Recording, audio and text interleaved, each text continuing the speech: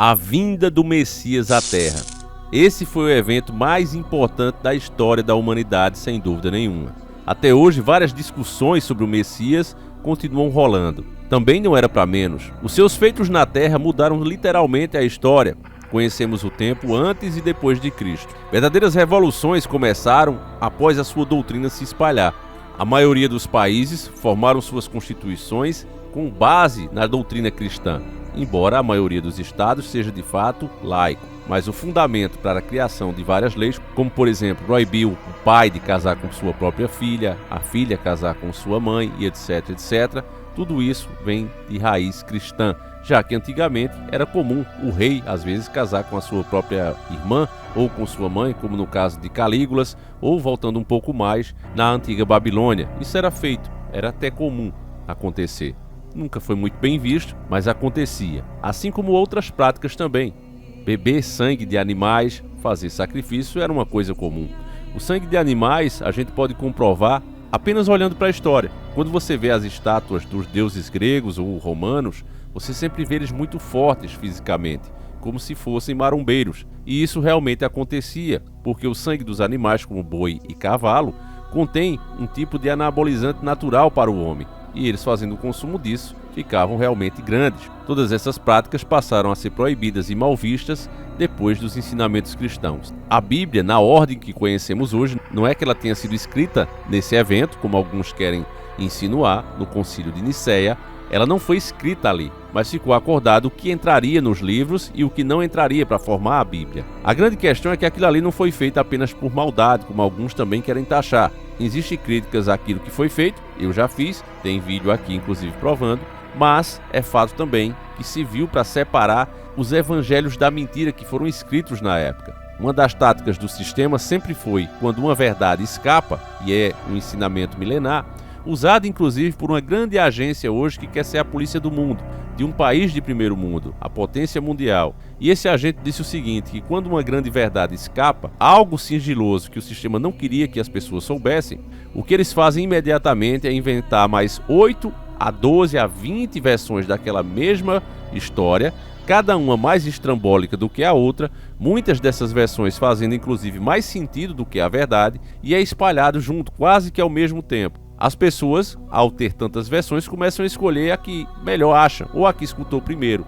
E depois começa a haver um conflito dessas informações. Ah, eu vi essa mesma história, mas não é assim como você comentou. E aí começa a própria teoria caindo em descrédito, já que existem muitas versões que eles mesmos criaram. Assim foi feito no passado, assim é feito até os dias de hoje. Então, quando o evangelho começou a se espalhar, vários reinos que tinham outras práticas religiosas, começaram a escrever os seus próprios evangelhos e soltar eles no meio do evangelho, para que as pessoas não soubessem o que era verdade, qual era a realidade. Lembre-se que boas partes das seitas cultuavam entidades malignas, e essas entidades se apresentam em vários povos com vários nomes, porque ele é mentiroso desde o início. Agora, no nosso tempo, nos tempos atuais, se aproveitando de uma grande dúvida, na verdade uma curiosidade que muitos cristãos têm, sobre a infância do nosso Salvador, já que tem pouca informação sobre isso na Bíblia, né? Nós vemos um pulo, literalmente, em cima da infância dele. Alguns anos avançam. E aí fica esse espaço. Como ele era? Ele já operava milagres? Como seria uma criança filha do próprio Criador? E aí, nós temos aqui uma versão, né, trazida inclusive pelo G1. Foi dica do nosso querido irmão Guilherme Magalhães Sangigolo. Um abraço forte para ele, um estreante aqui que já estreia com chave de ouro. Ele inclusive faz um comentário. Olha esse absurdo que saiu recentemente na grande mídia. É a ciência querendo destruir a imagem do nosso Salvador. Na verdade, meu querido irmão, tudo isso vem sendo feito há muito tempo e é nada mais nada menos que a carta reescrevendo a história sendo posta em prática. A matéria do G1 começa dizendo o seguinte: papiro de biblioteca alemã revela um Jesus diferente. Matéria muito recente de 3/7/2024. A matéria também começa aqui com 3 gatilhos mentais. O que é isso de gatilho mental? São coisas que são faladas de impacto logo no começo, frases geralmente, pode ser também imagens, mas que é colocado logo de cara para que você comece a raciocinar sobre aquilo do jeitinho que quem escreveu a matéria quer. Então ele coloca: nova descoberta pode dar pistas sobre a infância de Jesus. Então vai dar pistas, ele não está afirmando. Isso passa credibilidade na sua mente. Texto secreto da Bíblia muda tudo. Aqui vem a primeira pancada. Texto secreto. Secreto foi escondido. Muda tudo, então o que você sabe até agora, o que os cristãos pensam saber é mentira. O texto era secreto, estava escondido e agora muda tudo. Então aqui, essa frase realmente é pesada. Depois de primeiro ganhar a sua confiança, porque, meu irmão, o seu raciocínio ele é muito rápido. Veja, se eu disser 2 mais 2, você já pensou em 4 na hora, porque o seu raciocínio às vezes é mais rápido do que você mesmo. A nossa capacidade de reação, inclusive, quando a gente sente o quente, o frio, né, de recuar, de reagir rapidamente, é mais rápido do que às vezes a gente consegue perceber. É inclusive um mecanismo de defesa, de sobrevivência dos seres humanos, assim como os animais também têm. E sabendo disso, o sistema criou esses gatilhos. Primeiro passa confiança, já que são pistas, ou seja, vamos juntos como detetives descobrir. E em seguida, mete a pancada, já que o gatilho mental foi desperto dentro da tua mente, então tá, texto secreto muda tudo. Para terminar, eles dizem fragmento de papiro egípcio cadastrado errado em biblioteca, então apenas por causa de um erro, né? Foi registrado em uma biblioteca alemã. Detona, ou seja, destrói. A palavra que está aqui é detona percepções milenares sobre a Bíblia e o próprio Jesus. Então, só com isso aqui, tem gente que já para de ler. Tem gente que já para por aqui. Por quê? Porque acha que já sabe de tudo. É uma mentira, foi achado um pedaço de documento que foi escondido e que agora detona tudo. Jesus era mau quando era criança. E eles vão fazer essa afirmação. Mas eu estou destacando isso aqui para que você entenda como eles trabalham, como funcionam as coisas. Veja, essas são algumas das manchetes em torno da descoberta recente de um manuscrito de 1600 anos, contendo uma narrativa sobre a infância de Jesus Cristo. No entanto, Lages Beck e Gabriel Nock Macedo, os dois papirologistas responsáveis pelo achado, ficaram um pouco atônitos com esse tipo de noticiário. Então eles dizem que essas afirmações que saíram em cima, né, está sendo matéria divulgada. Mas onde e por quem? Quem está fazendo essas matérias é a grande mídia? Eu acho que você já sabe a resposta. Agora veja como a própria matéria desmente as informações falsas que eles mesmos estão passando. Não é uma história nova, não é uma história autêntica sobre Jesus. Ora, os textos iniciais afirmavam uma coisa. Agora as pessoas que acharam esse papiro estão dizendo não é uma história nova e não é uma história autêntica sobre Jesus. E explica assim, Becks, docente do Instituto de Cristandade e Antiguidade da Universidade Humboldt de Berlim. Então não muda nada no que sabemos sobre os evangelhos e sobre ele. Causou muito mal entendido e polêmica, embora nós nunca tenhamos alegado nada. Então a própria mídia fez isso. As pessoas que acharam estão de acordo que não é legítimo. E sabe por quê?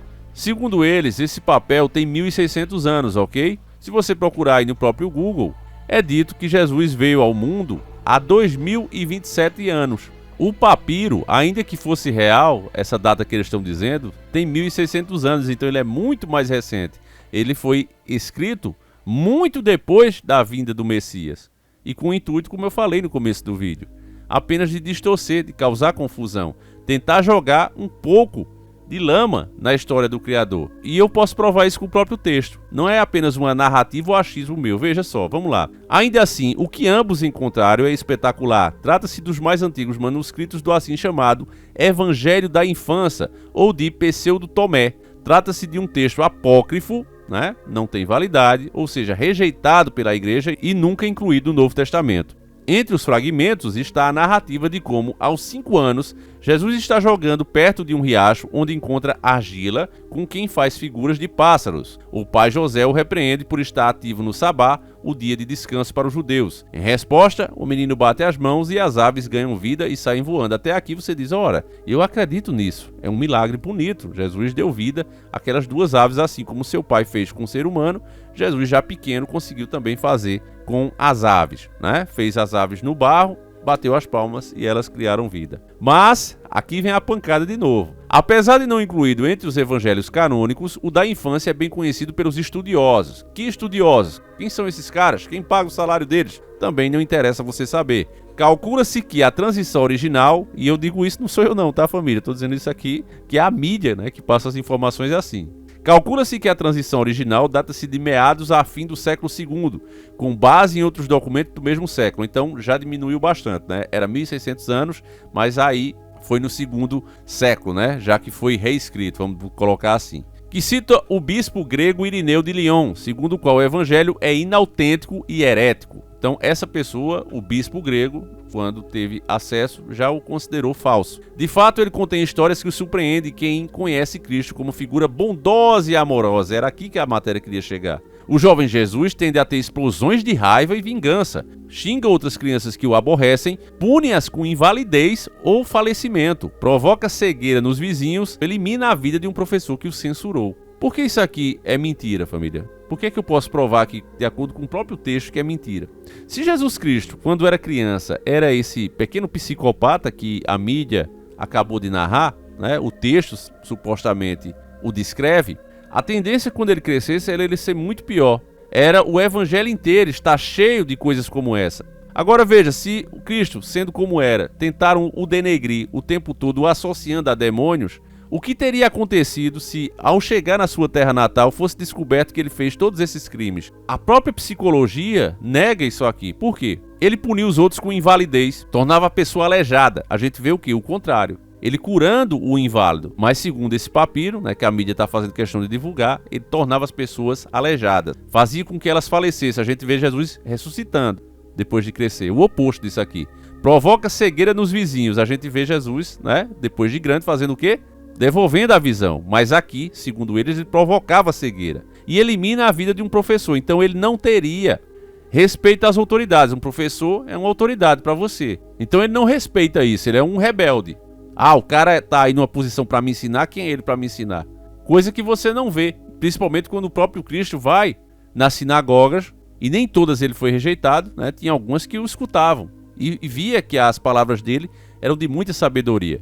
E trocava ideia com ele, fazia pergunta. Então você não vê no Cristo relatado nos evangelhos e na própria história, você não vê a evolução desse menino. Você não consegue ver nesse Jesus, ó, esse aqui é esse menino adulto.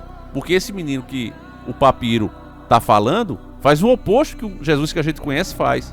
E se ele já fazia isso quando era criança, a tendência é que quando ele fosse adulto, aumentasse o seu ódio e ao mesmo tempo os problemas.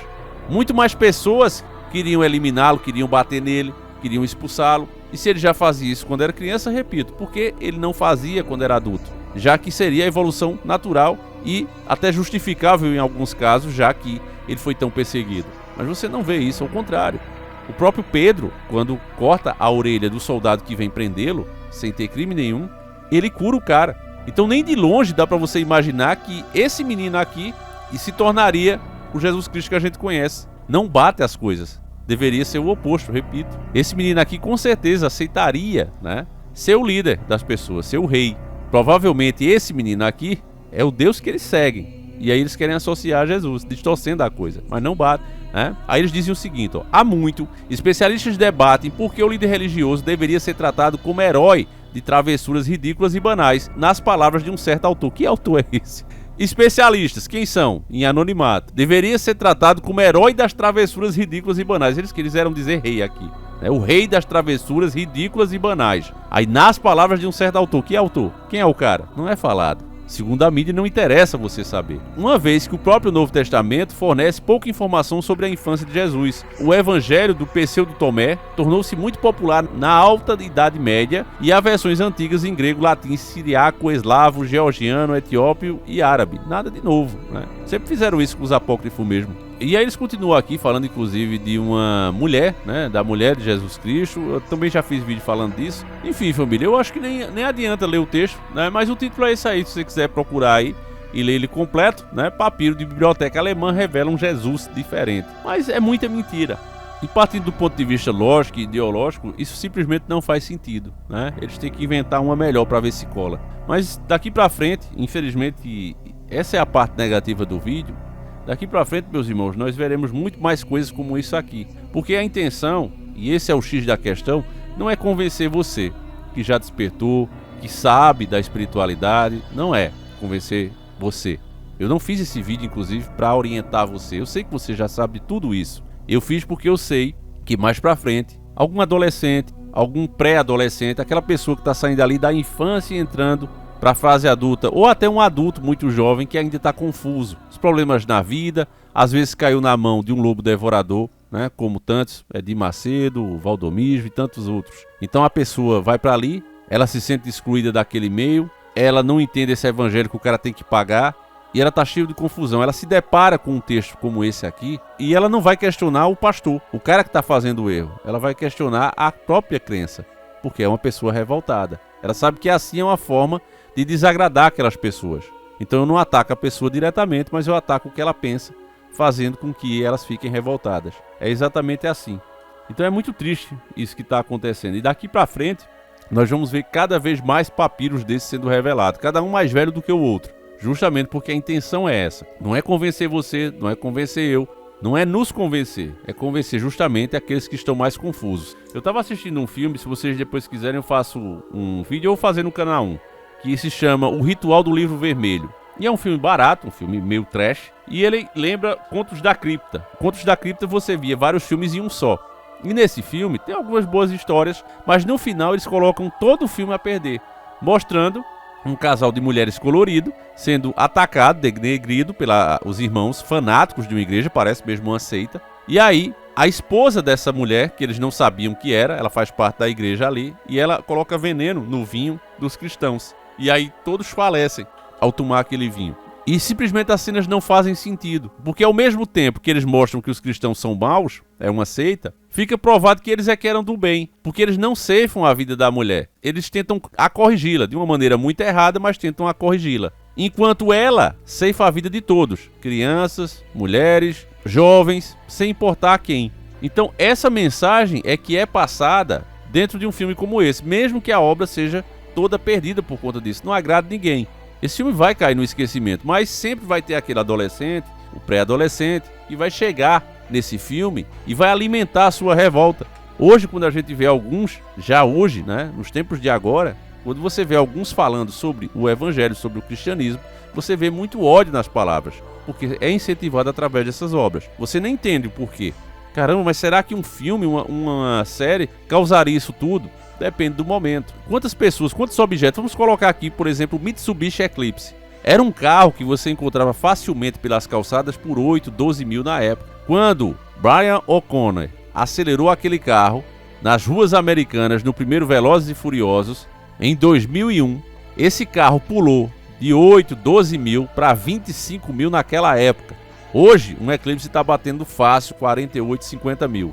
Um carro que é lindo por fora, mas quem conhece de mecânica sabe que é uma bomba mecânica. Ele é um carro cheio de problemas, difícil de encontrar peça, já que ele não é nem americano e nem japonês. Ele é uma coisa no meio disso. E eu tenho uma história boa para contar para vocês com esse carro. Eu tenho uma história muito boa. Qualquer dia aqui, quando a gente tiver com os assuntos mais tranquilos, a gente bate esse papo aqui. Quem sabe uma live, né? Embora esse canal aqui não faz live, não sei porquê, não posso fazer live nele, né? Acho que foi por conta dos strikes, não sei.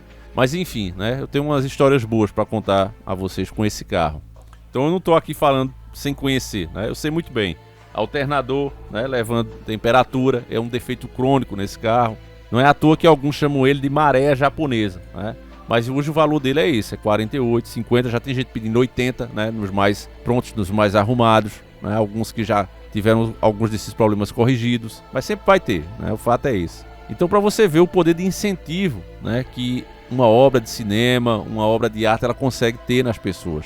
A grande verdade é essa. E eles sabem disso. Eles sabem muito bem disso. Que há pessoas que vão se identificar com aquilo. Então fazem com essa intenção. Enfim, esse vídeo acaba aqui. Eu espero que você tenha gostado. Já peço aquele seu like. Peço que você compartilhe com mais pessoas, meus irmãos.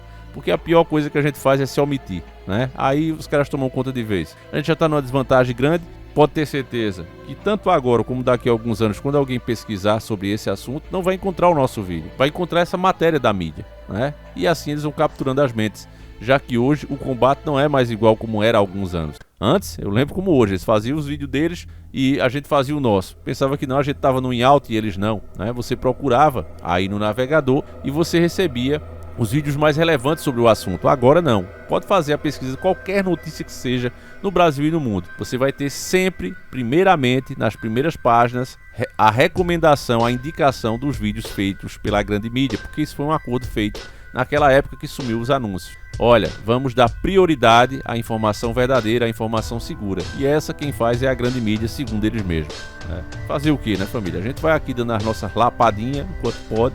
Nós sabemos que também é pouco tempo, basta você ver aí o que está acontecendo com o canal. Fiquem com Deus, meus irmãos. Um abraço a cada um de vocês, que Deus proteja e fui!